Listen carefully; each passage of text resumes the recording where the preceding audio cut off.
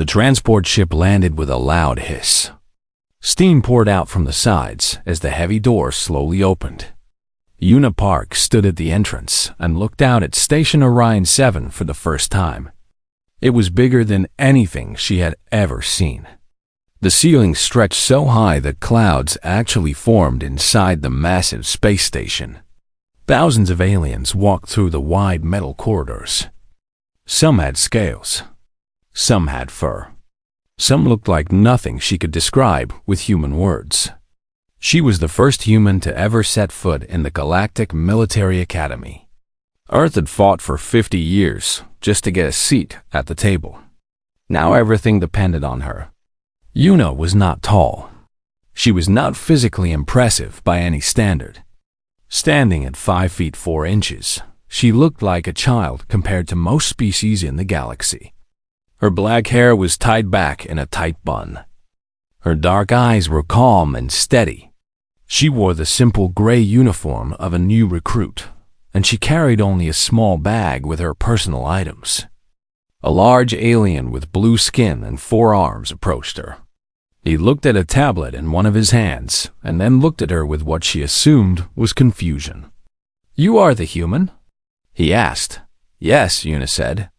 "Lieutenant Una Park, reporting for training." The alien made a sound that might have been a laugh. "Follow me. Try to keep up." She followed him through the station. Every alien she passed stared at her. Some whispered to each other. She heard words like soft and weak and mistake as she walked by. She kept her face blank and her eyes forward. The training facility was located in the center of the station. It was a massive dome filled with obstacle courses, shooting ranges, combat rings, and simulation chambers. Hundreds of recruits were already training. They came from over 60 different species. Some were covered in hard shells. Some had claws that looked like they could cut through steel. Some stood over 8 feet tall with muscles that bulged under thick skin. Una was the smallest person in the room. The blue alien led her to a desk where another alien sat. This one was reptilian, with dark green scales and yellow eyes. He wore the uniform of an administrator. "Name?" the reptilian asked without looking up. "Una Park, human, Earth." Now the reptilian looked up. His eyes moved over her body slowly, and his lips pulled back to show sharp teeth. "Human," he repeated. "I heard they were sending one of you." I did not believe it. "Believe it," Una said. The reptilian's eyes narrowed. "You will be assigned to Training Unit 7. Commander Thrax is in charge. Good luck, human. You will need it." There was something in his voice that made Una's stomach tighten, but she said nothing. She took her assignment papers and walked toward the barracks. The barracks for Unit 7 were located on the lower level of the facility. The room was long and filled with sleeping pods, stacked 3 high. Most of the pods were sized for beings much larger than Una. She found the one with her name on it and climbed inside. It was cold and hard and smelled like chemicals. She lay there in the darkness and thought about home. She thought about her mother, who had cried when Una told her about the assignment. She thought about her father, who had served in Earth's military for 30 years and had taught her everything she knew about fighting. She thought about David Kim, her friend from the academy back on Earth, who had been assigned to the engineering division on the station. "Just survive," David had told her before she left. "That is all Earth needs from you. Just survive and come home." Una closed her eyes. She would do more than survive. She had to. The next morning, she met Commander Thrax for the first time. He was terrifying. Thrax stood 7 feet tall. His body was covered in scales that looked like polished black stone. His arms were thick with muscle, and his hands ended in claws that curved like hooks. But the most striking thing about him was his face, or rather the mask that covered half of it. The mask was made of bone and metal. It covered the left side of his face from forehead to jaw. Strange symbols were carved into its surface, and it seemed to glow faintly in the artificial light of the training hall. Yuna later learned that the mask was sacred to Thrax's species. It was a symbol of honor and rank. Only the greatest warriors were allowed to wear such masks. To remove one by force was considered the ultimate insult, worse than death. Commander Thrax stood before his new recruits and looked at each one slowly. When his eyes reached Yuna, he stopped. "What is this?" he asked. His voice was deep and rough, like rocks grinding together. "Lieutenant Yuna Park, sir," she said. "Human, Earth." Thrax walked toward her. The other recruits moved aside to let him pass. He stopped directly in front of her and looked down. She had to crane her neck to meet his eyes. "Human," he said, "your species crawled out of the mud only yesterday. You have no claws, no armor, no natural weapons of any kind. You are soft and weak and fragile." He leaned closer, and she could smell something like sulfur on his breath. "You do not belong here." Yuna kept her voice steady. "With respect, sir, the Galactic Council approved my application. I scored in the top 1% on all entrance examinations. I am qualified to be here." The room went completely silent. Thrax stared at her for a long moment. Then he made a sound that might have been a laugh. "Qualified," he repeated. "We will see about that, human. We will see." He turned and walked back to the front of the room. "Training begins now. Anyone who cannot keep up will be removed. Anyone who shows weakness will be punished. Anyone who questions my authority will regret it." His yellow eyes found Yuna again. "Is that understood?" "Yes, sir," the recruits answered together. Yuna said the words with everyone else. But inside, she was already preparing herself. She had seen the hatred in Thrax's eyes. She had heard the threat in his voice. This was not going to be a fair training program. This was going to be a war. And Yuna Park had never lost a war. 3 weeks passed. Each day was harder than the last. Yuna woke up before everyone else. She trained while the others slept. She studied the combat techniques of every species in her unit. She learned their weaknesses. She learned their strengths. She pushed her body until her muscles screamed, and then she pushed harder. But Commander Thrax was always watching. And he was always finding new ways to make her life difficult. It started with small things. Her equipment would malfunction during training exercises. Her food would be contaminated with chemicals that made her sick. Her sleeping pod would be set to temperatures that made it impossible to rest. She reported nothing. She complained about nothing. She simply adapted. When her food made her sick, she learned to purify it herself using supplies she traded for with other recruits. When her equipment failed, she learned to repair it with her own hands. When she could not sleep, she trained instead. The other recruits noticed.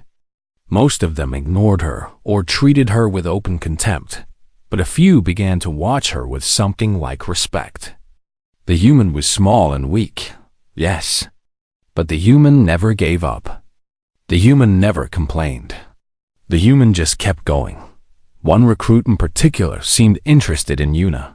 Her name was Kira, and she was from a species that looked almost human except for their pale purple skin and silver hair. Kira was quiet and kept to herself, but sometimes she would leave extra food near Yuna's pod or warn her about equipment that had been tampered with. Yuna never thanked her out loud. That would have put them both in danger. But she remembered every kindness. Commander Thrax grew more frustrated as the weeks passed. The human would not break. She completed every training exercise. She passed every test. Her scores were not the highest in the unit, but they were far from the lowest. She was proving that she belonged, and Thrax hated it. During the 4th week, things got worse. Thrax assigned Yuna to a grappling exercise with a recruit named Vorn. Vorn was from a species known for their brutality. He stood over 6 feet tall and weighed at least 300 pounds. His skin was gray and thick, like the hide of an elephant. His arms were long and powerful, and his hands were big enough to crush Yuna's skull. "Full contact," Thrax announced. "No weapons. First one to submit or fall unconscious loses." Yuna looked at Vorn. He was smiling. It was not a friendly smile. "Sir," Yuna said, "the weight difference makes this match extremely unbalanced. Standard protocol would suggest, are you questioning my decisions, human?" Thrax interrupted. "No, sir. I am simply..." "Then get in the ring." Yuna walked into the combat ring. Vorn followed her. The other recruits gathered around to watch. Most of them expected to see Yuna destroyed. Some of them were looking forward to it. The match began. Vorn charged at her like a freight train. Yuna stepped to the side at the last moment and let him rush past her. He turned and charged again. Again she dodged. She was faster than him. Much faster. But speed would only protect her for so long. On the third charge, Vorn changed his approach. Instead of trying to grab her, he swung his massive arm in a wide arc. Yuna ducked under it, but she was not fast enough to avoid the follow-up. His other hand caught her shoulder and sent her spinning across the ring. She hit the ground hard. Pain exploded through her body, but she forced herself to roll and get back on her feet before Vorn could pin her down. The fight continued for 5 minutes. Yuna took hit after hit. Her lips split open. Her ribs cracked. Her left arm went numb after Vorn twisted it behind her back. But she refused to submit. She refused to fall. Finally, she saw her opening. Vorn grabbed for her neck, leaving his legs exposed. Yuna dropped low and swept his feet out from under him. As he fell, she climbed onto his back and wrapped her arm around his throat.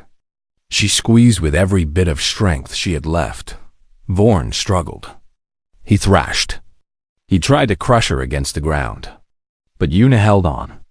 She held on until his movements slowed. She held on until his body went limp. She held on until the referee called the match. Yuna had won down. She stood up slowly. Her body was broken. Blood dripped from her face, and her arm hung at a strange angle. But she was standing. The room was silent. Commander Thrax looked at her with an expression she could not read.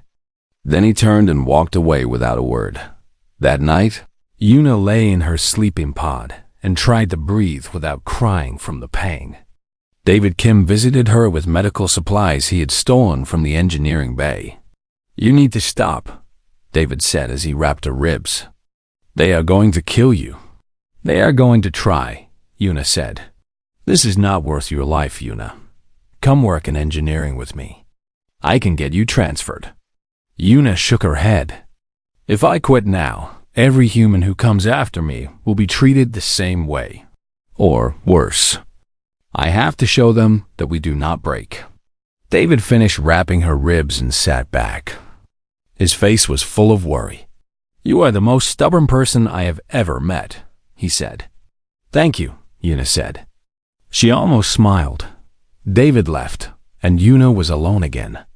She stared at the ceiling of her pod and thought about what was coming. Thrax would not stop. He would keep pushing until she was dead or until she proved beyond any doubt that humans belonged in the galaxy. She thought about the mask on his face, the symbol of his honor and power. She thought about how much it would hurt him to lose it, and slowly, a plan began to form in her mind. Yuna spent the next 2 weeks preparing. She studied everything she could find about Commander Thrax and his species. She learned about their history, their customs, and their beliefs. She learned that the masks worn by their warriors were more than symbols. They were sacred objects passed down through generations. To have your mask removed by force was the greatest shame a warrior could experience. It meant you were too weak to protect your own honor. She also studied Thrax himself. She watched how he moved. She noticed that he favored his right side. She saw that he turned his head slightly before striking, a habit that gave away his attacks. She memorized the location of every seam and joined in his mask, and she waited for the right moment. The moment came during a tactical simulation briefing. All of Unit 7 was gathered in the large briefing room. A holographic map floated in the center, showing the terrain for their next exercise. Commander Thrax stood at the front, assigning roles to each recruit. "Forward assault team," he said, pointing to a group of the largest recruits. "You will take the main objective. Flanking team, you will provide cover fire from the eastern ridge." He continued assigning positions. The best fighters got the most important roles. The weakest recruits got support duties. It was a fair system, based on performance and ability, until he got to Yuna. "Human," Thrax said, looking at her with his cold yellow eyes. "You will guard the supply cache in the rear." Yuna felt the anger rise inside her. She had earned a better position. Her scores were higher than half the recruits in the forward assault team. She had proven herself in every exercise. But Thrax was putting her in the back where she would be useless, where no one would see what she could do. She thought about staying quiet. She thought about accepting the insult and moving on. But then she looked around the room and saw all the other recruits watching. Some of them looked disappointed. Some of them looked sympathetic. One of them was Kira, and there was something like hope in her silver eyes. If Yuna stayed quiet now, she would always be quiet. And humans would always be treated like they did not matter. With respect. "Commander," Yuna said, her voice clear and steady. "My performance metrics qualify me for the forward assault team." The room went completely silent. No one ever questioned Commander Thrax. No one ever talked back to him. The recruits held their breath and waited to see what would happen. Thrax turned to face her slowly. His eyes were burning with rage. "What did you say to me, human?" Yuna did not look away. "I said that my performance qualifies me for a forward position. I have the third highest accuracy score in the unit. I completed the endurance course faster than anyone except Kira. I have earned a better assignment." Thrax walked toward her. His footsteps echoed in the silent room. He stopped directly in front of her, so close that she could feel the heat from his body. "You dare to question me?" he said, his voice low and dangerous. "You dare to tell me what you have earned?" "I am stating facts, sir." What happened next was so fast that most of the recruits did not see it clearly. Thrax's arm moved like a whip. His hand came across and struck Yuna's face with enough force to shatter bone. It was a blow meant to hurt her badly. It was a blow meant to remind her of her place. But Yuna had been waiting for this moment. She had seen the slight turn of his head that telegraphed a strike. She had already begun to move before his hand reached her. She could not dodge the blow completely, but she turned with it, letting the impact spin her instead of stop her. And as she spun, her hand came up. Her fingers found the seam of his mask, the weak point where the bone met the metal. She did not grab it. She did not try to pull it off. She struck it with the heel of her palm, using all of her momentum and all of her strength. The mask exploded. Pieces of bone and metal flew across the room. They scattered on the floor like broken teeth. The sound was like glass breaking, like thunder, like the end of something old and powerful. Commander Thrax stumbled backward. His hand went to his face, but it was too late. Everyone had seen. Everyone had seen the scarred, pale skin beneath the mask.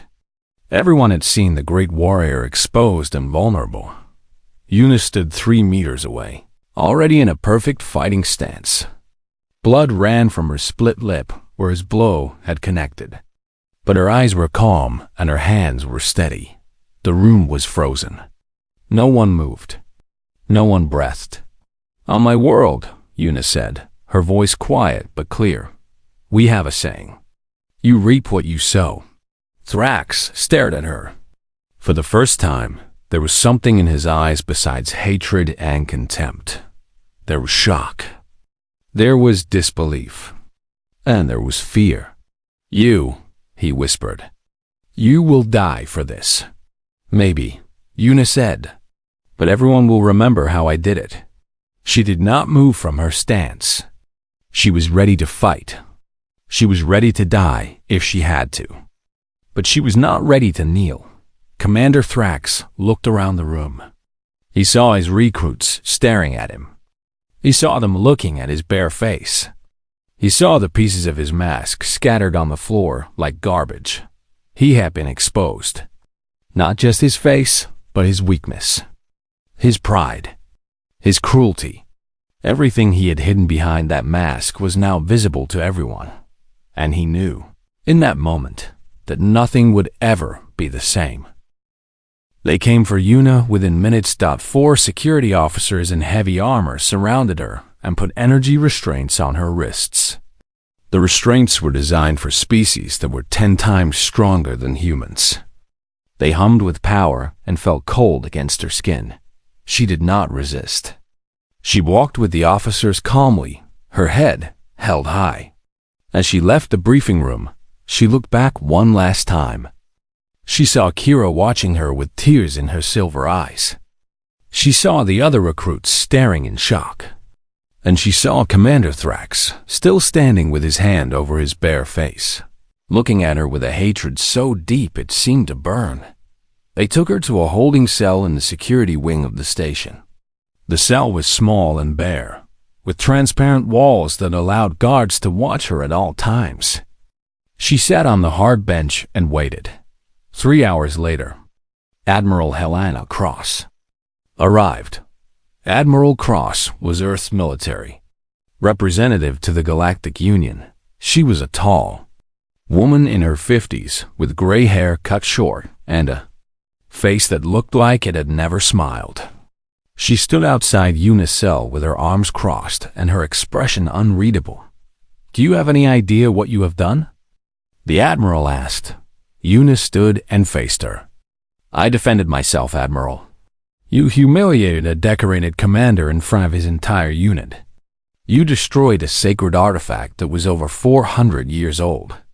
The Reptilian Coalition is demanding your execution." "He struck me first," Una said. "In front of witnesses. In violation of Article 7 of the Academy Charter, which prohibits physical discipline without tribunal approval." Admiral Cross was silent for a moment. Her eyes studied Una's face, the bruise spreading across her cheek, the dried blood on her lip. "He has been doing this for years," Una continued. "Every species that seemed lesser to him. Every recruit he decided was too weak or too small or too different. I pulled the records before I ever challenged him. 17 recruits seriously injured under his command. 3 dead. All ruled as training accidents." The Admiral's expression changed slightly. "You planned this." "I survived this," Una said. "There is a difference. But yes, I made sure everyone was watching when he finally showed who he really was. You used yourself as bait. I used myself as proof." Admiral Cross turned away and paced along the corridor outside the cell. She was quiet for a long time. When she spoke again, her voice was softer. "The Galactic Council wants to make an example of you. They want to show that humans cannot disrespect the established order. If they find you guilty, the punishment will be severe. And if they find me innocent?"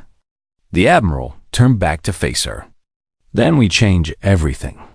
We prove that humans will not accept abuse. We prove that we will fight back, even against impossible odds. We prove that we belong here." Una nodded slowly. "Then we better win." The tribunal convened 3 days later in the Grand Chamber of the Galactic Council. Representatives from over 40 species filled the massive circular room. Holographic screens displayed the proceedings to billions of viewers across the galaxy. Commander Thrax sat on one side of the chamber with his legal team.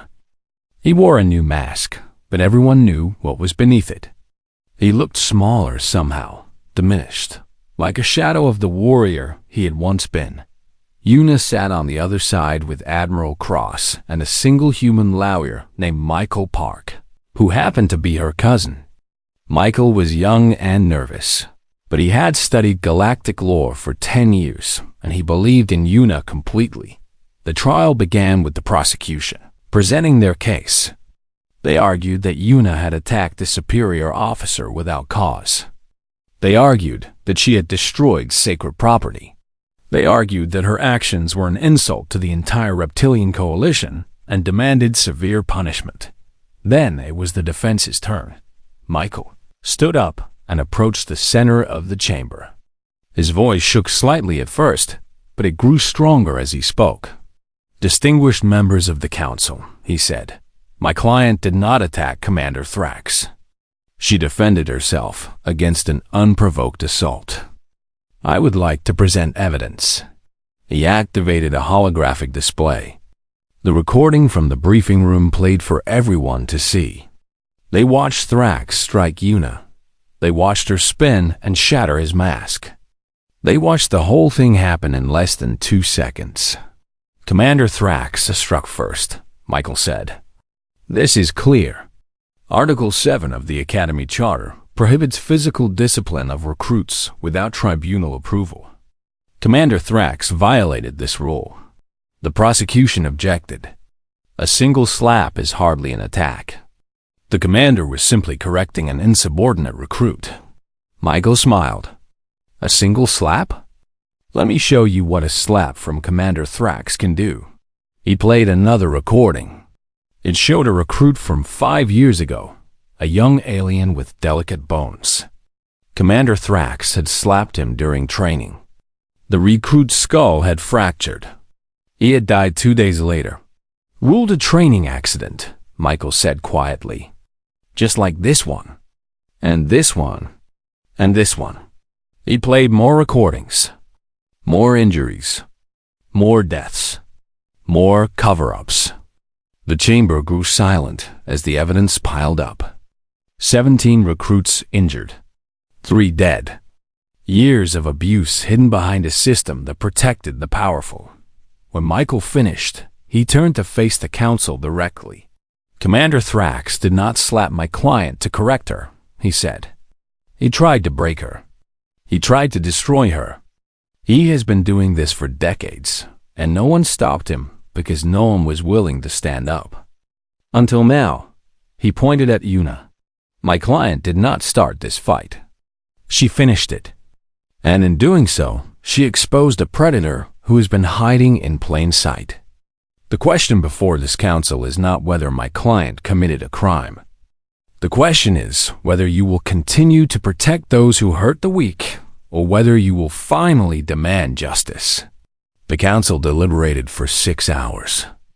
Una sat in her seat and waited. She did not know what would happen. She had done everything she could. Now it was out of her hands. Finally, the chief counselor stood to deliver the verdict. "Lieutenant Una Park," she said, "you have been found not guilty of all charges.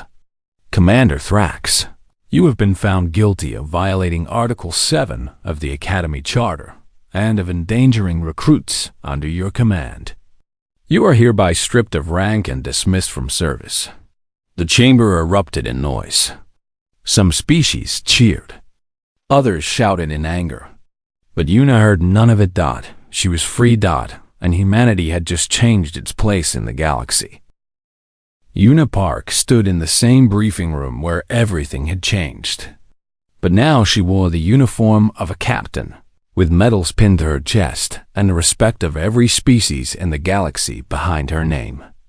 The room had been rebuilt and renamed.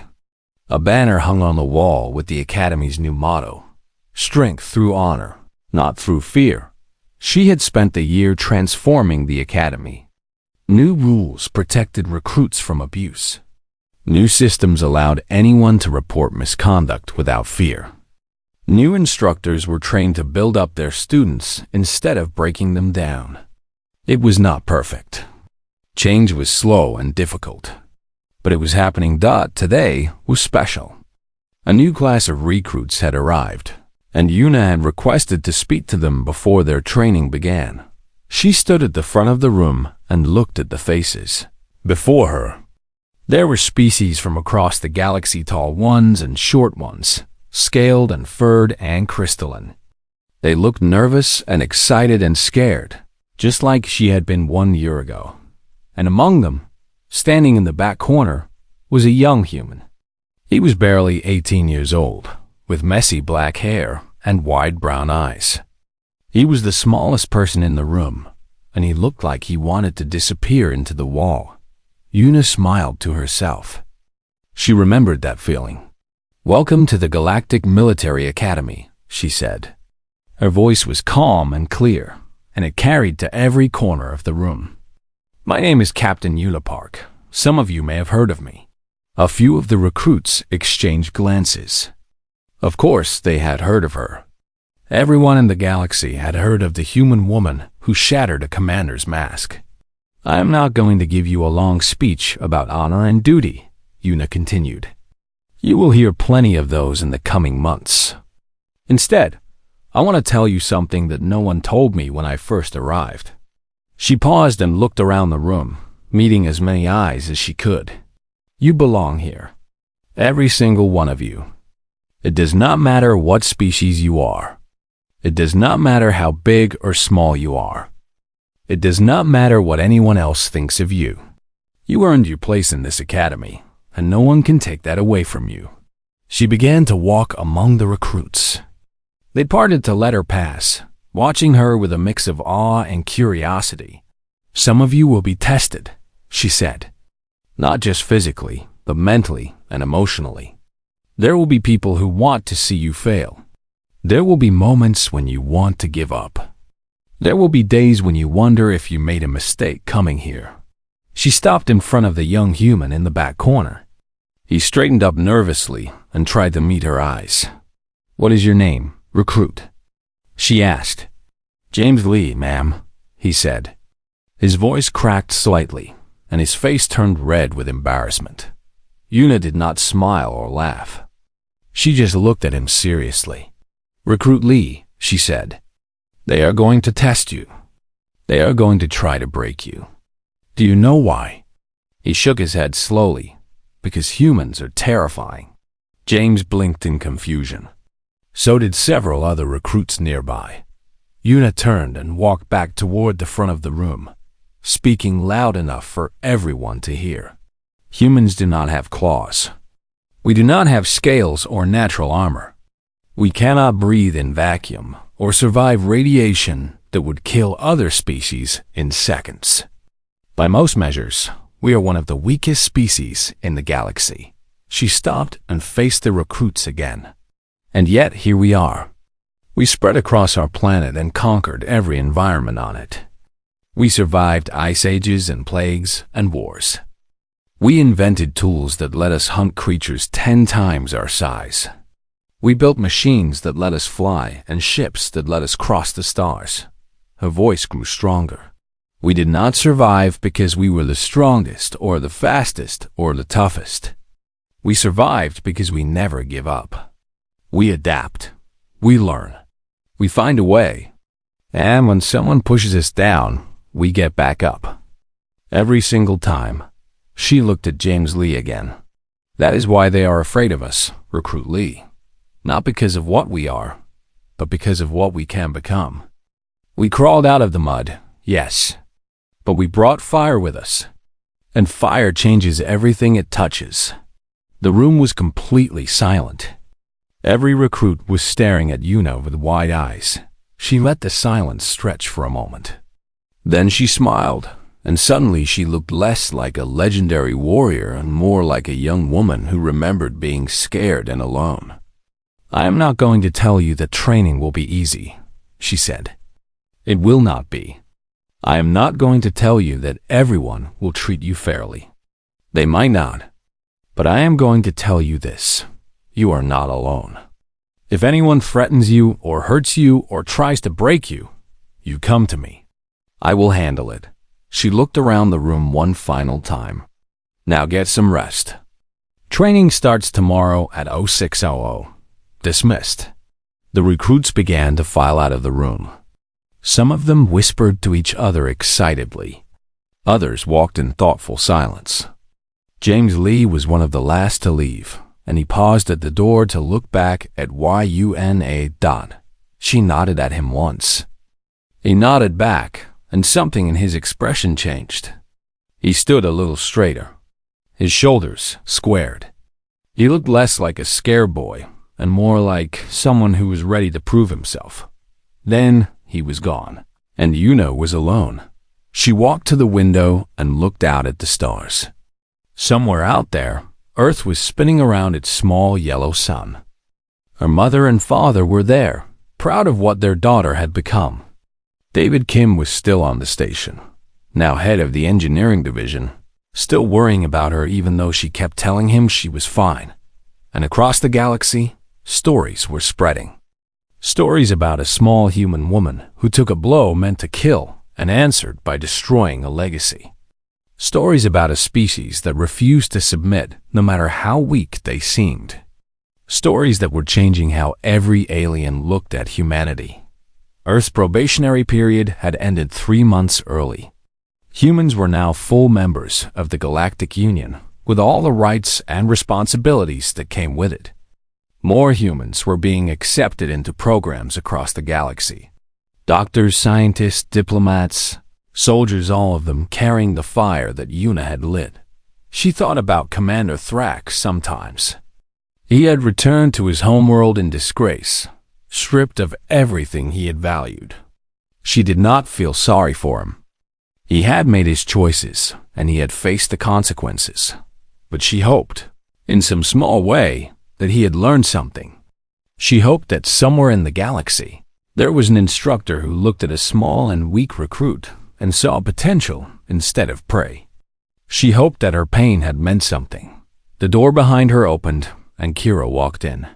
She wore the uniform of a lieutenant now, and she had become one of Yuna's closest friends over the past year. The new recruits seemed promising, Kira said, coming to stand beside her at the window.